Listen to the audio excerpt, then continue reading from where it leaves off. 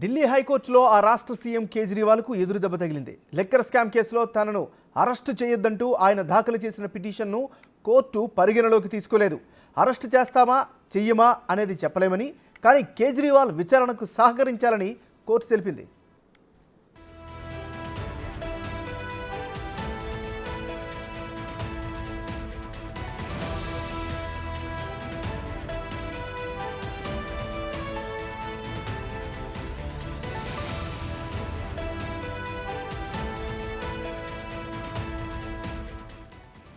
Right, ఇక court తాజా గైడ్లైన్స్కి సంబంధించి మరింత సమాచారాన్ని మా ప్రతినిధి శివ ఢిల్లీ నుంచి లైవ్లో అందిస్తారు. శివ, చెప్పండి, మీ దగ్గర ఉన్న అప్డేట్స్ ఏంటి? ఏమన్నారు, ఈరోజు ఢిల్లీ హైకోర్టులో అరవింద్ కేజ్రీవాల్ దాఖలు చేసిన పిటిషన్పై విచారణ కొనసాగింది. అయితే ఈ పిటిషన్లో ఈడీ ఎటువంటి ముందస్తు చర్యలు తీసుకోకుండా ఆదేశాలు ఇవ్వాలంటూ కూడా అరవింద్ కేజ్రీవాల్ హైకోర్టును ఆశ్రయించారు, ఢిల్లీ హైకోర్టును. అయితే ఈరోజు మధ్యాహ్నం దీనిపై వాదనలు ప్రారంభమయ్యాయి. వాదనలు సుదీర్ఘంగా జరిగాయి. ఇటు అరవింద్ కేజ్రీవాల్ తరపున అభిషేక్ మను సింఘ్వి, ఈడీ తరపున ఏఎస్ రాజు ఇద్దరు కూడా వాదనలు వినిపించారు. వాదనలు ప్రతివాదనలు విన్న తర్వాత ఫైనల్గా ఏదైతే మధ్యంతర ఉపశమనం కల్పించాలని అరవింద్ కేజ్రీవాల్ ఏదైతే కోరారో, ఈడీ విచారణకు హాజరవుతాను కానీ అరెస్ట్ చేయకుండా ఆదేశాలు ఇవ్వాలనేది అరవింద్ కేజ్రీవాల్ దాఖలు చేసిన పిటిషన్ సారాంశంగా మనకు తెలుస్తుంది. దానిలో భాగంగానే ఎటువంటి ఆదేశాలు ఇవ్వలేము, ఇది స్వతంత్ర దర్యాప్తు సంస్థ కాబట్టి రూల్ ప్రకారం లా ప్రకారం ఈడీ దర్యాప్తు సంస్థలు నడుచుకుంటాయంటూ కూడా ఢిల్లీ హైకోర్టు ద్విసభ్య ధర్మాసనం సురేష్ కుమార్ కైత్ అలాగే మనోజ్ జైన్ ఇద్దరు కూడా ఈ తీర్పును వెలువరించారు. అంటే ఈడీ కూడా వాదనల సందర్భంగా మేము అరెస్ట్ చేస్తామా లేదా అనేది చెప్పలేం, కానీ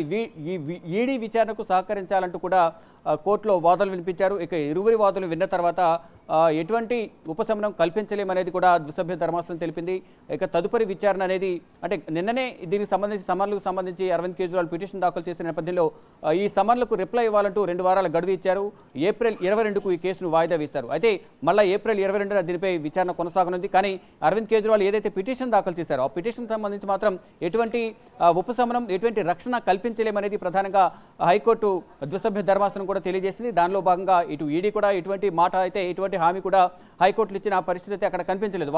వాదనలు చూసిన పరిస్థితి విధానం చూస్తే మాత్రం అంటే మాకు ఈడీ విచారణకు సహకరించాలనేది ప్రధానంగా ఈడీ అధికారులు కూడా వాదనలు వినిపించారు. అరెస్ట్ చేస్తామా చేయమనేది మేము ఇప్పుడైతే హామీ ఇవ్వలేము, ఎటువంటి మాట ఇవ్వలేమనేది స్పష్టంగా వారు చెప్పిన పరిస్థితి కనిపిస్తుంది. కానీ ఏదైతే అరవింద్ కేజ్రీవాల్ దాఖలు చేసిన పిటిషన్లకు సంబంధించి 22 వరకు సమయం ఏదైతే ఇచ్చారో ఈ పిటిషన్ 22కు వాయిదా వేశారు. 22న 2 వారాలకు సమయం కోరారు, 2 వారాల సమయం కోరారు. అయితే 22న దీనిపై విచారణ ఉండే అవకాశం అయితే ప్రధానంగా కనిపిస్తుంది. ఇక ఈ వాదనలు ప్రతివాదనలు ఒకసారి మనం చూసుకుంటే కనుక రాబోయే రోజుల్లో కొన్ని రోజుల్లోనే మరో కీలక పరిణామం చోటు చేసుకునే అవకాశాలు అయితే ప్రధానంగా కనిపిస్తున్నాయి. గతంలో ఏదైతే మనకి తెలంగాణలో ఢిల్లీ లెక్కర్ స్కామ్లో కీలకంగా వ్యవహరించిన కవితను ఏ విధంగా అయితే అనూహ్యంగా అరెస్ట్ చేశారో, ఇక్కడ రానున్న మరికొన్ని రోజుల వ్యవధిలోనే ఈ సేమ్ సీన్ రిపీట్ అయ్యే అవకాశాలు అయితే ప్రధానంగా కనిపిస్తున్నట్టుగా కూడా మనకు ఈరోజు ఢిల్లీ హైకోర్టులో జరిగిన పరిణామాలు కానీ వాదోపవాదనలు కానీ అక్కడ ఢిల్లీ హైకోర్టు ద్విసభ్య ధర్మాసనం కానీ మరోవైపు ఈడీ అధికారులు కానీ ఇచ్చిన సమాధానాలు చూస్తుంటే మాత్రం మరికొన్ని రోజుల్లోనే అత్యంత కీలక పరిణామం అయితే చోటు చేసుకోబోతుంది. అది గతంలో కూడా మనీష్ సిసోడియాకి సంబంధించిన సిబిఐ కేసులో రౌజీని కోర్టులో బెయిల్ పిటిషన్ సంబంధించి బెయిల్ ఇవ్వాలని కోరిన నేపథ్యంలో గతంలో ఉన్న ఎంకే నాగ్పాల్ ప్రజెంట్ ఇప్పుడు ఆయన ఎంకే నాగ్పాల్ మారారు. ప్రజెంట్ కావేరి బవేజా ఇటు రవిజన్ కోర్టు ప్రత్యేక కోర్టు న్యాయమూర్తిగా ఉన్నారు. ఇటు గతంలో ఎంకే నాగ్పాల్ సమక్షంలో బెయిల్ మంజూరు చేయదు, బెయిల్ మంజూరు చేయడం వల్ల సాక్షులను ప్రభావితం చేసే అవకాశం ఉంటుంది. త్వరలోనే మరో హై ప్రొఫైల్ వ్యక్తిని అరెస్ట్ చేసేందుకు అవకాశం ఉంది కాబట్టి బెయిల్ ఇవ్వద్దంటూ కూడా విజ్ఞప్తి చేశారు. దానికి అనుగుణంగానే బెయిల్ను క్యాన్సిల్ చేసిన బెయిల్ అయితే మంజూరు చేయలేదు. ఇక దాని తర్వాత జరుగుతున్న పరిణామాలు కొన్ని ఊహాగానాలు హై ప్రొఫైల్ వ్యక్తి అరవింద్ కేజ్రీవాల్ అనేట్టు కూడా అనేక వర్గాల్లో చర్చతో కొనసాగుతుంది. దానికి సంబంధించి కూడా తర్వాత మళ్ళీ 18వ తేదీన జలబోర్డుకు సంబంధించి మనీ లాంటి కేసులు అరవింద్ కేజ్రీవాల్కు నోటీసులు జారీ చేయడం, ఆ రోజు కూడా విచారణకు హాజరు కాలేదు. మళ్ళీ ఈ రోజు కూడా విచారణకు హాజరు కాకుండా అరెస్ట్ నుంచి ఉపశమనం కల్పించి ఎటువంటి చర్యలు తీసుకోకుండా ఆదేశాలు ఇవ్వాలని హైకోర్టును ఆశ్రయించారు. కానీ హైకోర్టులో కూడా ఎటువంటి ఉపశమనం అనేది లభించలేదు. కాబట్టి ఫర్దర్గా ఏం జరగబోతుంది అంటే ఈరోజు ఎలాగో ఈడీ విచారణకు హాజరు కాలేదు, మళ్ళీ ఫర్దర్గా ఈడీ త్వరలోనే నోటీసులు జారీ చేసే అవకాశం కనిపిస్తుంది. ఇటు సిబిఐ కూడా నోటీసులు ఇచ్చేందుకు సిద్ధంగా ఉంది. ఇటు సౌత్ గ్రూప్లో కీలకంగా ఉన్న కవిత ఆల్రెడీ ఈడీ కస్టడీలో ఉన్నారు. 23తో ఈడీ కస్టడీ ముగియబోతుంది. రౌజని కోర్టులో ప్రొడ్యూస్ చేసిన తర్వాత మరికొన్ని రోజులు ఈడీ కస్టడీ పొడిగించే అవకాశం అయితే ప్రధానంగా కనిపిస్తోంది. మళ్ళీ ఇప్పుడు అరవింద్ కేజ్రీవాల్ కూడా ఇప్పుడు రేపటితో సుప్రీంకోర్టుకు సంబంధించిన పని దినాలు ముగియబోతున్నాయి. ఎల్లుండి నుంచి 23 నుంచి ఏప్రిల్ 1 వరకు కూడా 1 వీక్ హోలీ హాలిడేస్ రాబోతున్నాయి.